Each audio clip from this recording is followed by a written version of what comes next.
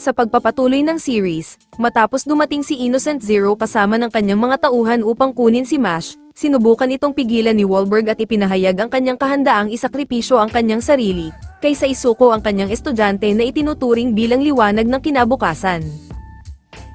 Habang ang isa sa miyembro ng Criminal Crane ay naglakas loob sanang umatake, subalit napatigil ito nang biglang maramdaman ang malakas na presensya ng Headmaster. Ikinatuwa naman ni Innocent Zero ang determinasyon ni Wahlberg, habang ipinapaliwanag na nais niya lamang na makuha ang kanyang anak upang siya ay maging perpektong tao, na may malakas na kapangyarihan at walang kamatayan. Gayunpaman, tinutulan ito ni Wahlberg, at nagsimula silang ilabas ang kanilang mga tunay na lakas, habang kasunod nito ang kani-kanilang mga makapangyarihan na one.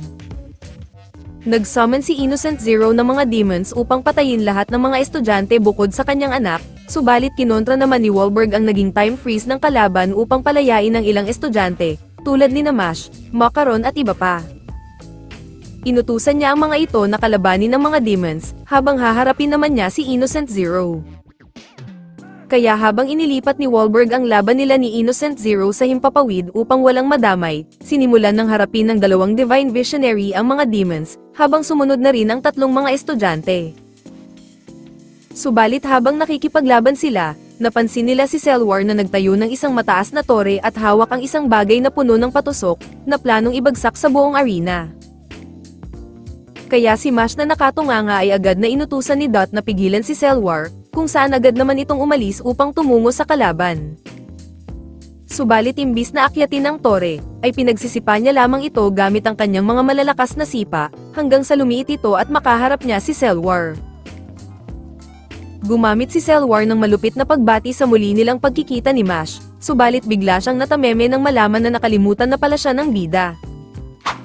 Samantala, habang busy sila sa pakikipagbuno sa mga demons, nagtaka si Dot kung bakit may baby sa gitna ng laban. Subalit bigla na lamang itong nagpalitan nyo sa pagiging isang bakulaw, at ginawang baby si Dot na hindi makapag-cast ng kanyang magic. Dahil takot siya kay alias Seater Baby, kumaripas si Dot ng takbo patungo kay Lance upang humingi ng tulong. Subalit bigla silang inatake ni Seater Baby na planong gawing baby din si Lance, kung saan dahil sa naging kakulitan ni Dot ay nag-transform din si Lance sa pagiging isang baby. Ngayon ay pareho na silang tumakbo para sa kanilang mga buhay, habang nagyayabang si Seater Baby, na binawasan niya ang kanilang magic ng 70%. Subalit nang umatake ulit si Seater Baby ay bigla itong bumagsak sa lupa, kung saan dahil sa ginawang paglantad nito tungkol sa pagbawas sa kanilang mahika, ay naisip ni Lance na gamitin ang natitirang 10% ng kanyang mahika. Dito na bumilib sa kanya si Dot at napagtanto na talagang genius nga ang kanyang tropa, habang bumalik naman sila sa normal. Habang papunta sa labanan, naitanong ni Ferrey kay Rio kung anong relasyon ni Innocent Zero kay Wahlberg. Ibinunyag ni Rio na si Wahlberg at Innocent Zero ay ang naging mga pinakamahuhusay na estudyante ng pinakamalakas na wizard at ang may mahalagang papel sa pagbuo ng Divine Visionaries, na nagngangalang Adam. Samantala, ibinunyag ni Innocent Zero ang kanyang walang mukha at pagkatapos ay bumalik din siya sa kanyang orihinal na anyo, habang tinatanong kay Wahlberg kung nakikita pa din siya nito bilang isang kaibigan. Hindi makapaniwala si Wahlberg na inabandonan na nito ang kanyang pagiging tao, subalit sinabi ni Innocent Zero na siya ang pinakamakataong nilalang na may mga walang hanggang kasakiman, partikular na rito ang pagkuha sa kanyang anak at ang patayin si Wahlberg. Biglang nag-cast si Innocent Zero ng isang pinagbabawal na spell na tinatawag na Times Living Dead, at lumabas rito ang isang kabaong na nakakadena, na nagdulot ng pagkabigla kay Wahlberg. Samantala, dahil sa pagkakatuklas ni Selwar na nakalimutan na pala siya ng bida, sinubukan niyang atakihin si Mash gamit ang kanyang Carbo Magic. Subalit ikinagulat ni Selwar nang makitang madali lamang itong iniiwasan ni Mash sa pamamagitan ng pagtakbo patungo sa kanya, hanggang sa makalapit ang bida at binigyan ng isang malakas na suntok ang kalaban. Ngayon ay naaalala na ni Mash na si Selwar ay ang dati niyang nakalaban, subalit hindi na sa kanya gagana ang mga lumang diskarte nito. Sa kabilang eksena, natuklasan natin na si Adam ang nagpakilala ng mahika sa mundo at ang nagtatag ng Bureau of Magic, na nagpataas sa kanya bilang pinaka-maimpluwensyang mage sa kasaysayan. Nagbigay din siya ng tulong panlipunan sa mga hindi makagamit ng magic, at itinuro sa kanyang mga estudyante ang kahalagahan ng pagprotekta sa mga mahihina, na itinuturing na tungkulin ng isang malakas na mage. Subalit ngayon, ay makakaharap ni Wahlberg ang reincarnation ng kanyang dating guro, at ito ay kinokontrol ng isa sa mga tauhan ni Innocent Zero, ang puppet master na si Necros. Habang si Necros na ang magiging kalaban ng headmaster, ginamit nito ang dark magic ni Adam upang umatake, na nagawa namang masangga ni Wahlberg. Subalit walang balak umatras si Wahlberg, kahit na kailangan pa niyang kalabanin ang kanyang dating guro, at ipinahayag na sapat ang kanyang lakas upang talunin si Adam. Gayunpaman, tiwala si Necros na ang dark magic ni Adam ang magwawagi sa laban, kung saan ginamit niya ang magic na Dark Snake upang ipakita kay Wahlberg kung gaano ito kalakas. Ipinahayag ni Necros na hindi kayang matapatan ng ordinaryong mahika ang dark magic, kung saan kayang ipadala ang kahit anong tatamaan nito sa isang walang hanggan na kawalan. Subalit nang muling umatake ng Dark Snake si Necros ay tinabla lamang ito ni Wahlberg, at ginamit ang mga bahagi ng kanyang wand upang tapyasin ang ulo ng kalaban.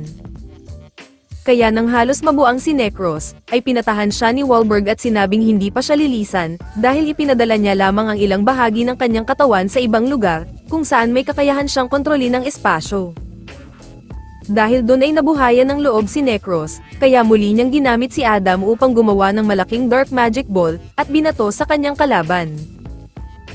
Subalit tinipon ni Wahlberg ang maraming enerhiya upang gamitin ang kanyang space sacrifice magic, kung saan winasak lamang nito ang dark magic ball at nilamon ng buo sina Adam at Necros.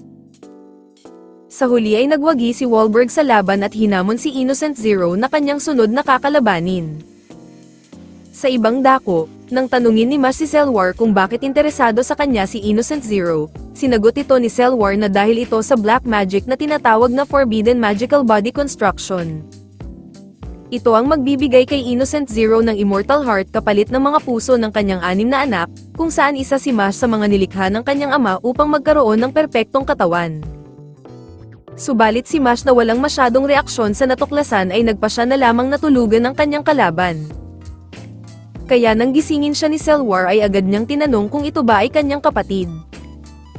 Itinanggi ito ni Selwar at ipinahayag na isa lamang siyang clone na nilikha, para gamitin sa malaking plano ni Innocent Zero.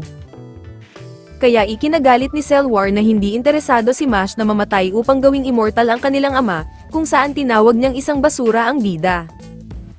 Subalit bigla siyang sinuntok ni Mash habang nagsasalita, at hinamon dahil sa pagtawag nitong walang halaga sa bida. Dahil dun, ay inilabas ni Selwar ang tunay na anyo ng kanyang wand, at lumabas ang isang sandata na may 4 na blade disc, na tinatawag niyang Hephaestus. Inilunsad ni Selwar ang 2 sa 4 na disc na sumusunod kung saan man pumunta ang target, subalit madali lamang iniiwasan ni Mash ang lahat ng pag-atake ng mga ito.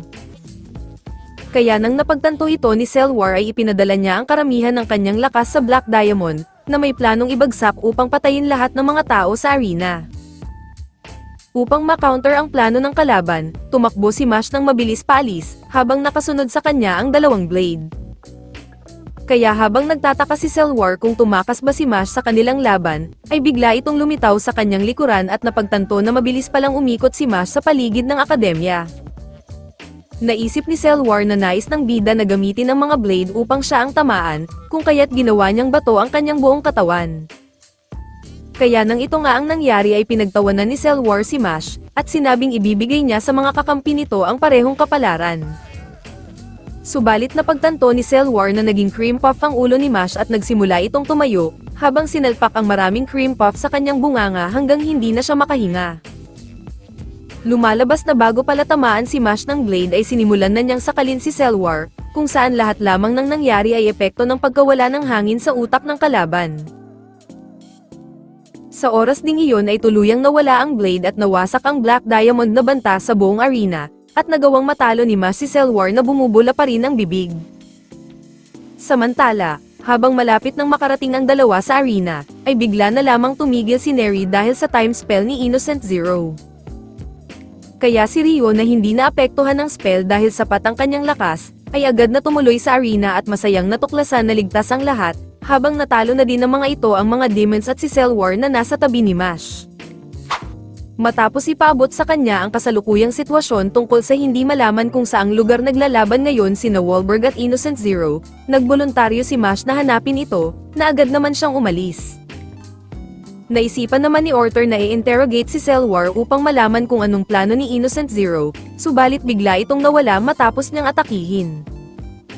Napagtanto nila na baka mayroon pang isa pang tauhan ni Innocent Zero sa paligid ng arena na gumawa nito, kaya naisip nilang imbestigahan ang paligid ng arena.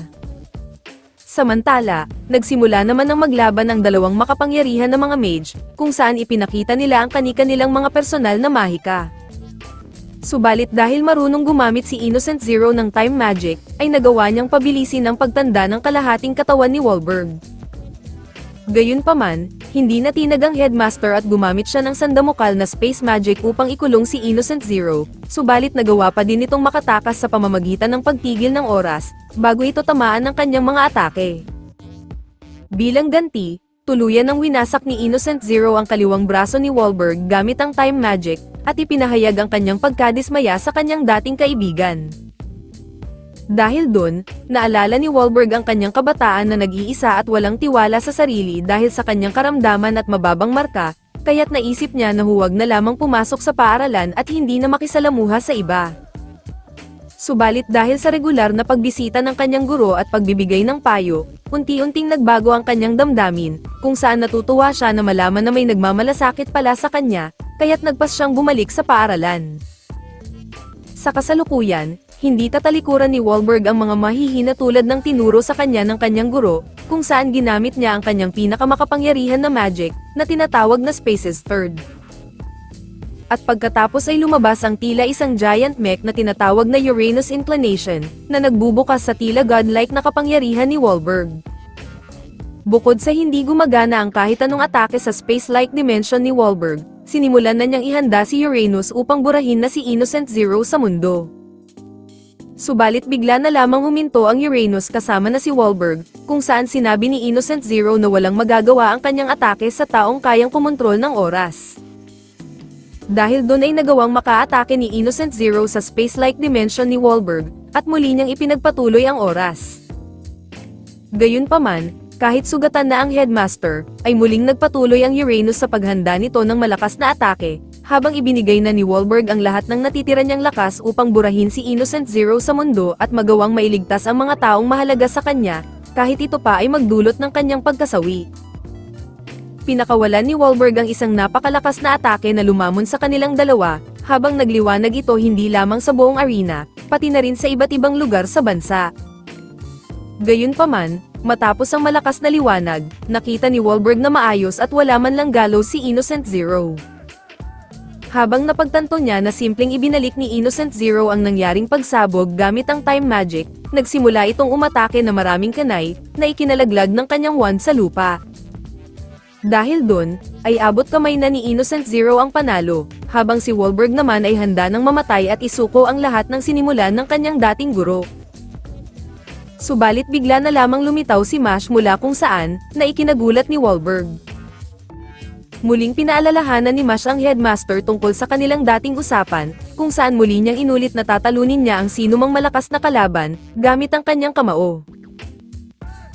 At kung nagtataka kayo kung paano siya nakakalipad, ay ipinagaspas na naman ni Mash ng sobrang bilis ang kanyang mga paa.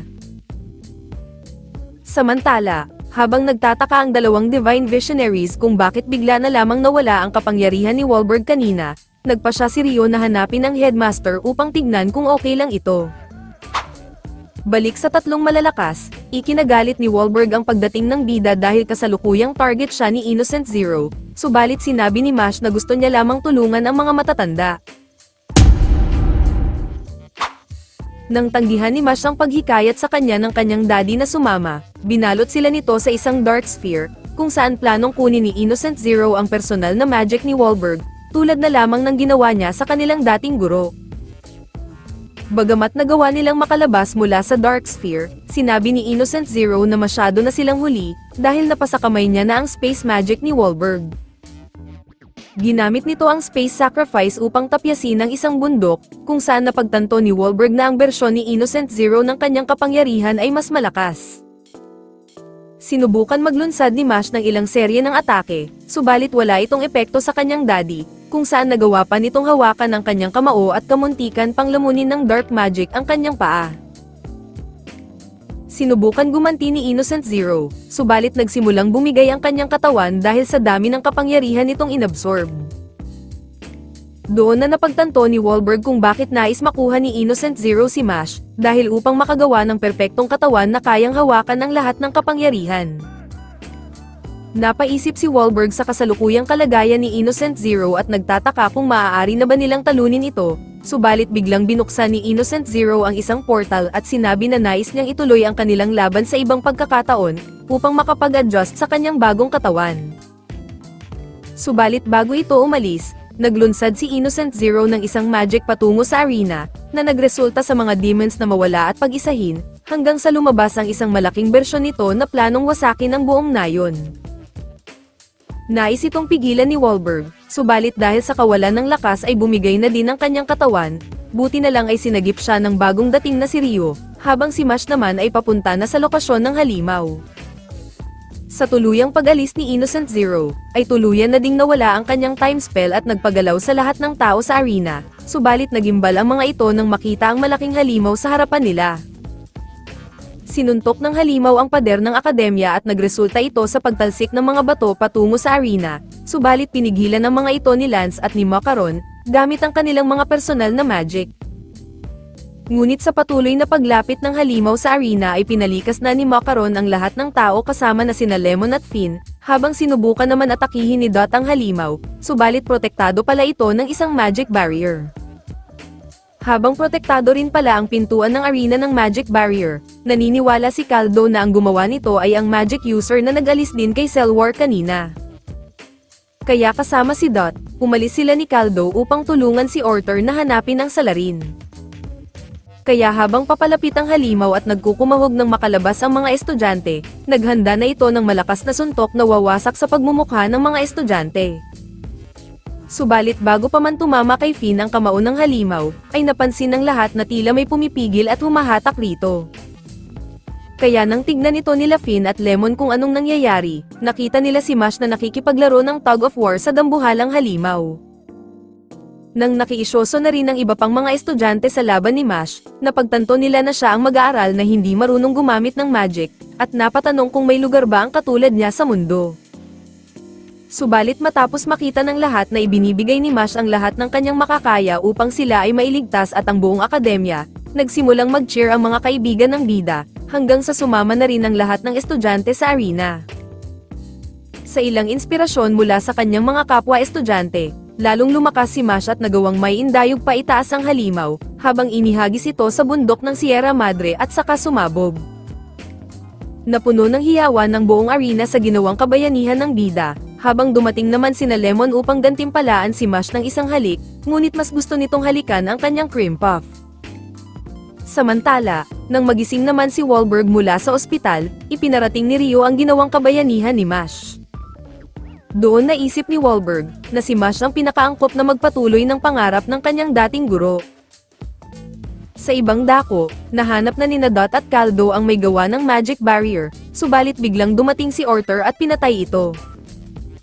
Dismayado si Orter kay Caldo dahil sa ginawang pagtanggap nito kay Mash, ngunit tinutulan ito ng Divine Visionary, at sinabing darating din ang araw na matatanggap niya ang bida.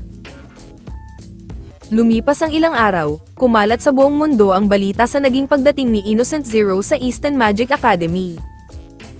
Habang ang nakasaad sa balita ay ang mga Divine Visionaries ang nagpaalis rito, maraming tao ang salungat sa kwentong ito. Kaya si Mash na sentro ng pangyayari, ay pumunta muna ng beach upang magpalamig.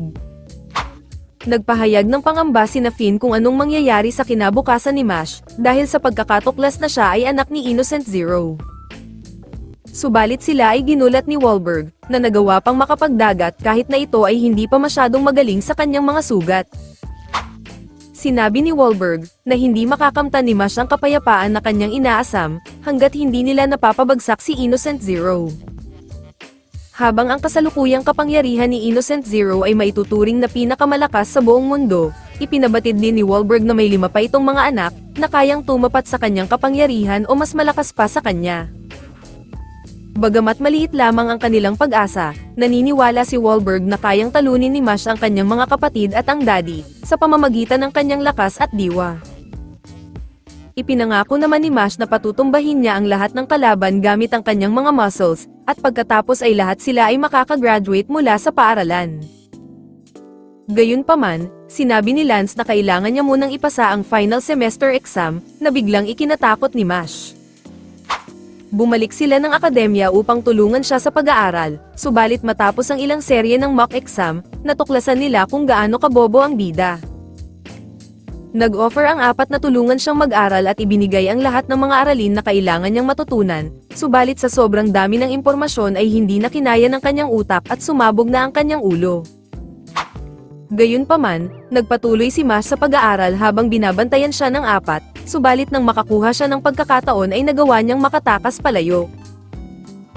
Sa kabila ng payo ni Lance na hayaan na lamang ito, nagpasya pa din si Finn na hanapin si Mash, kung saan nakita niya ito na nakabaon ng katawan sa lupa na parang Diglett. Humingi na paumanhin si Mash at sinabing hindi talaga para sa kanya ang pag-aaral, subalit hinikayat siya ni Finn na gawin ang lahat ng kanyang makakaya, dahil nais nitong makapagtapos sila ng sabay. Dahil doon ay nabuhayan si Mash ng loob at nakapagpas siyang ituloy ang kanyang pag-aaral, habang humingi din siya ng paumanhin sa tatlo. Ipinagpatuloy ni Mash ang kanyang pag-aaral habang tinutulungan siya ng kanyang mga kaibigan, hanggang sa dumating ang araw ng exam. Nasagutan naman ni Mash ang kaya niyang sagutan, habang sa iba ay bahala na si Batman. Kaya nang tawagin siya ng kanyang guro at ibigay ang kanyang mga test papers, ay pinuri siya nito sa kanyang ginawang pagsisikap, dahil natuklasan ni Mash na nakapasa siya sa pagsusulit. Subalit habang sila ay nagdidiwang sa tagumpay ni Mash, biglang dumating si Bambo, at may dala itong masamang balita. Sa kabila ng pagkontrol ng mga Divine Visionaries sa pagkalat ng balita tungkol sa isang non-magic user, umabot pa rin ito sa mga mamamayan at natuklasan na pinayagang mag-aral ito sa akademya. Hindi na nakatiis si Lemon at pinatahimik ang mga galit na mamamayan, habang ipinagtanggol niya si Mash at sinabing hindi dapat hinuhusgahan ang halaga ng isang tao, batay sa kanilang kakayahan sa magic. Lumabas na rin si Dot at nagpakilala ito bilang isang agent ni Mash, kung saan binasahan niya ang mga ito ng isang nasusulat, at ibinigay ang dapat para sa kanila. Ito lamang ay nagpagalit ng husto sa mga hindi makaintinding mamamayan, at binato si Lemon ng bato sa ulo. Dahil doon, ay muling naalala ni Lemon ang unang pagkikita nila ni Mash, kung saan sinabi niya sa karamihan na mabait na tao ang bida at tatanggapin niya ang kahit anong parusa kasama siya.